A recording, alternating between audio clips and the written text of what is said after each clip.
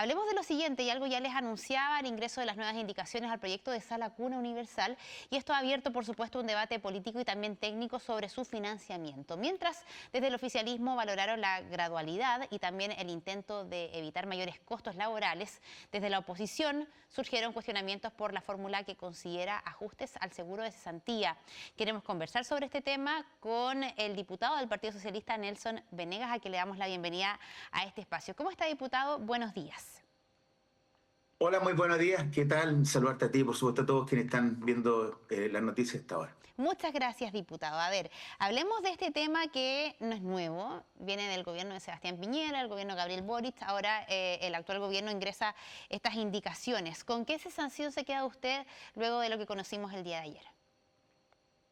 Sí, mire, me gustaría partir esta reflexión a propósito de Ujú. la bella entrevista que se hizo recién, porque es una entrevista que nos sensibiliza y nos pone en el lugar de niñas y de niños que lamentablemente por nacer en un lugar determinado tienen que sortear muchas más Mm. dificultades que el resto de los niños.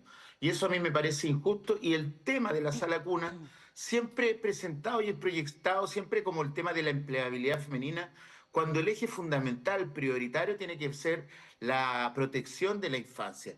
No es posible que haya algunos niños que nazcan en este país como si vivieran en Europa, es muy bueno eso, por supuesto, Mm. donde tienen toda la posibilidad de tener las mejores salas cunas en el periodo más importante dentro de lo que es el desarrollo cognitivo de los seres humanos que se produce en la temprana infancia.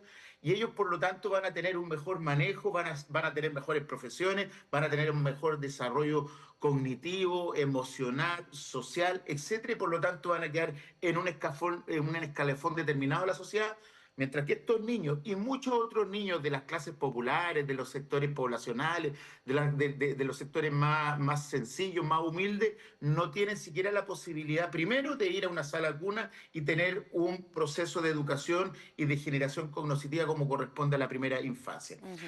Eso es lo primero que me gustaría reflejar, señalar que esto tiene que ver con la protección de la infancia. Por supuesto. Segundo, Mm. y en segundo lugar, muy importante también tiene que ver con la empleabilidad femenina que todos hemos visto que ha decrecido, que lamentablemente estamos en una situación alarmante, que sobre todo cuando se trata de mujeres jóvenes es más alarmante aún porque llega a tener 2 dígitos en términos de cesantía. Por lo tanto, a partir de esas dos reflexiones yo quiero señalar que es Mm. urgente y es fundamental el tema de la universalidad de las salas cunas. Por eso, por ejemplo, yo ayer participo en la actividad en que me convoca el presidente en Sí. la formalización. Hay algunos sectores hay algunas personas de mi sector que critican que uno vaya a este tipo de actividad. Yo creo que es todo lo contrario. Lo que yo tengo que mostrar primero es una actitud de aporte, Por una actitud supuesto. de ser una oposición que quiere Mm. contribuir. Dicho lo anterior, evidentemente tenemos diferencias. Primero, en la manera como se va a financiar y ¿Ya? segundo, por qué se detuvo en su momento, siendo que en términos generales, lo relativo a la gradualidad, etcétera, es un proyecto que era de carácter transversal, que tal Ujú. como usted señaló venía del gobierno del presidente Piñera, se mejoró durante el gobierno del presidente Boric, pero lamentablemente se presenta esta paralización de la urgencia que no tuvo tenido esta discusión 100 días, 3 meses. Entonces, esa es la primera crítica. Y la segunda crítica es que es el financiamiento, donde hoy día prácticamente toda la contribución al financiamiento va a estar realizada desde los mismos trabajadores. Yo entiendo que hay que disminuir los costos laborales, sobre Sí. todo en un escenario crítico en términos de trabajo, de cesantía, pero tampoco puede ser que la única solución sea que se entere completamente con las propias remuneraciones, con los propios fondos de cesantía de los trabajadores, de las trabajadoras, sobre todo y Diputado. atendido perdón, y las Sí. características fluctuantes del mercado donde va aumentando el tema del desempleo. Claro, es bien difícil la ecuación, ¿ah? Y se lo digo como mujer, porque efectivamente hoy día es más caro contratar a una mujer y las cifras de desempleo que están sobre los 2 dígitos así lo avalan también. Es una realidad lamentable, pero es real. Ser mamá tiene sus costos laborales, por cierto. Ahora, usted dice, claro, lo del seguro de cesantía me genera ruido por la manera en cómo se va a financiar, cómo ha propuesto el nuevo gobierno ese punto que es tan transversal, pero entonces, ¿cómo hacerlo bajo su prisma o bajo el prisma de la oposición de la manera más inocua para que no sea también costoso para las mujeres entrar al mundo laboral. Es un zapato chino, es difícil. Yo entiendo los resquemores que puede haber con el seguro de cesantía, que también es muy importante. Pero entonces, ¿cómo? Mire, si yo comparto, y yo por eso quiero manifestar que yo soy absolutamente crítico y opositor de este gobierno, pero eso no impide que uno Mm, no tenga capacidad de diálogo y también formular ciertas propuestas.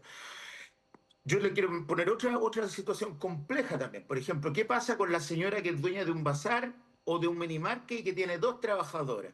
¿No va a tener también el dinero como para, como empleador, venir y financiar esta sala cuna por cuanto no va a tener capacidad de contratación y por lo tanto vamos a seguir con el problema de la cesantía? ujú. Y yo entiendo la perspectiva de las pequeñas empresas, pero fíjese, por ejemplo, lo que ofrece este proyecto de ley. Ofrece que no, al no discriminar entre empresas chiquititas y grandes empresas, hoy día las grandes empresas son las que sostienen a la sala cuna. Con esta fórmula no van a tener que sostenerla, no van a tener que tener la obligación. ¿Qué es lo que sugiero yo? Primero que lo conversemos, que vamos adentrándonos en este debate se está dando hoy día en el Senado, se va a conversar seguramente, bueno, yo no puedo participar, pero obviamente estamos a disposición. Y yo quería plantear un siguiente tema. ¿Qué A ver. pasaría si, por ejemplo, en la mega reforma que se está discutiendo hoy día también en el Senado, hay una medida que tiene que ver, por ejemplo, con el aumento de un subsidio o un crédito más que un subsidio a las pymes? Que estaría destinado al sueldo mínimo, ¿ya? Para incrementar un poco el sueldo mínimo.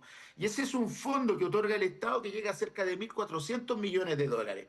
¿Qué pasa si sacamos un pedacito, no todo, un pedacito de esa plata destinado precisamente a juntar plata para este fondo de la sala cuna? Eso permitiría hacer que no toda la carga se la llevara el empleador. Yo entiendo que hay parte que se la tiene que llevar el empleado, perdón, el trabajador. Yo Ujú. entiendo que hay parte importante que tiene que llevarse al trabajador, pero no puede ser que todo, porque en el fondo el objeto del seguro de cesantía es otro. Es el objetivo con el que fue creado en el año 2002, tiene precisamente con las lógicas de los mercados que existen hoy día. Porque, por ejemplo, hace 50 años atrás usted encontraba trabajo, las empresas eran grandes y usted sabía que iba a trabajar toda la vida en esa empresa. Pero hoy día la lógica empresarial que existe es que uno ya trabaja en muchos lugares, existe mayor flexibilidad laboral, entonces muchas veces pierde su trabajo y hay que tener desde el Estado una respuesta respecto a esa situación y eso se llama seguro de cesantía. Entonces Claro. no vamos a hacer que para vestir un santo estemos desvistiendo otro que es absolutamente importante. Se entiende el punto y es interesante el debate que se pueda dar en torno a eso, al financiamiento, pero insisto, es muy difícil, ¿no? Porque la idea también es no seguir aumentando este desempleo femenino particularmente. Ahora, ¿qué le parece la gradualidad propuesta por el gobierno? Son, entiendo, 4 años Yo y siempre, de ciertos grupos. ¿Qué cree al respecto de aquello?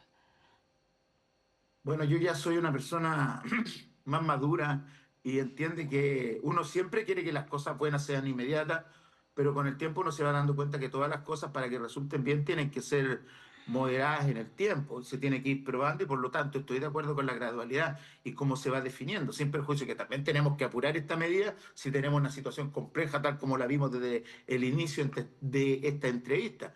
No hay nada, por más bueno que sea, que justifique el hecho de que las cosas sean inmediatas Mm, y que no sean probadas y que no tengamos la certeza de que van a funcionar. Lo importante es que el tema funcione. Y para que funcione, tenemos el legítimo derecho de ir ujú. haciéndolo con la gradualidad que corresponda. Pero insistir, aquí lo más importante es que el costo de un derecho de los trabajadores, que no es solo de las trabajadoras, para que hablemos también de compartir los roles paternales, maternales o parentales en el Ujú. amplio sentido de la palabra. eh, entonces, hombres, mujeres, no pueden, que son trabajadores, que son trabajadoras, y que estas leyes se crean para proteger sus derechos, en definitiva, quien las termina sorteando son los propios trabajadores y las propias trabajadoras. Tenemos que buscar un punto intermedio, Mm. tenemos que tratar de mejorar las soluciones. Yo acabo de dar una fórmula, yo le quiero insistir que a diferencia de lo que se quiere estigmatizar, que existe una oposición que es confrontacional, que no quiere respuesta, yo he dado 3 señales en ese sentido. La primera, voy al acto del presidente, ¿ah? Con todas las complicaciones que significa. Segundo, soy partidario de la gradualidad y de escuchar esta fórmula. Y tercero, otorgo ciertas posibilidades de propuesta. Esa es la posición a la cual yo pertenezco, pero eso no significa que sea oposición y que la manera como se está financiando, desde mi punto de vista, tiene que ser mejorada, porque, insisto, lo único que se está ofreciendo hoy día es que un derecho de las trabajadoras los terminen pagando las propias trabajadoras.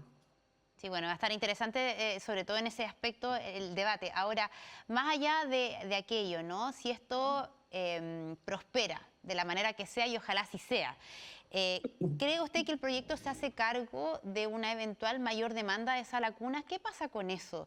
¿Hay hoy día una realidad que pueda absorber la cantidad de niños que quizás van a necesitar justamente de este tipo de atención? Por supuesto, y esto, mire, yo le quiero decir, yo antes de ser diputado, yo fui alcalde en 3 periodos. Nosotros generamos 3 jardines infantiles y una sala de cuna. No hay nada mejor que preocuparse de eso. Mejora las condiciones, porque hay algunos que piensan en esto solo como guardería, y eso yo me gustaría sacarlo del debate. Y también quiero decirlo Hay muchas derechamente, que hay son sectores de la ilegales, de derecha hecho. hay mucha gente de la derecha que está más bien vinculada al mundo empresarial que ve las salas cunas solo como guardería para que las mamás puedan ir a trabajar y por lo tanto tener más mano de obra. Por eso yo partí hablando aquí principalmente de lo que lo prioritario eran los derechos de la infancia y la igualdad de oportunidades desde la más temprana infancia en adelante. Segundo, es bueno en términos de sociabilidad, pero también significa tener salas cunas que vayan cumpliendo estándares, que se vayan cumpliendo objetivos, también en términos de enseñanza, en términos de conocimiento, que no solo sea un lugar donde ir a entregar a los niños para que los papás y las mamás vayan a trabajar, sino que efectivamente empiecen desde ya a competir un poquito más en igualdad de condiciones de lo que lo hacen los sectores acomodados, porque lo único que ocurre, si es que no es así, es que se reproduce la desigualdad de manera tal que aquel que nace en casa de rico va a ser siempre rico y aquel que nace en casa de pobre va a ser siempre pobre. La educación desde la temprana infancia tiene por objeto precisamente entregar herramientas que permitan surgir desde el origen con un mayor grado de equidad en términos de condiciones. Y eso significa mejorar la regulación de las condiciones de las salas cunas, de mejorar el ámbito de las salas cunas públicas y también, por supuesto, mejorar la educación de la Sí. temprana infancia, mejorando también la educación parvularia, mejorando los estándares, poniendo ciertas metas, ciertos objetivos, cosa que los niños y las niñas vayan siendo preparados, insisto, ¿Diputado? en la época más importante Mm. suya en términos cognitivos. De todas maneras, lo sabemos que es muy beneficioso, así que le damos las gracias por esta conversación y esperemos que prime ese espíritu de diálogo que usted dice que pese a que es de oposición, se sienten y conversen de la mejor manera para entregar una solución a todas las familias que requieren hace ya bastante tiempo este proyecto que se convierta en ley. Gracias por todos los detalles, que esté muy bien, buenos días. Muchas gracias a usted, que esté muy bien. Gracias.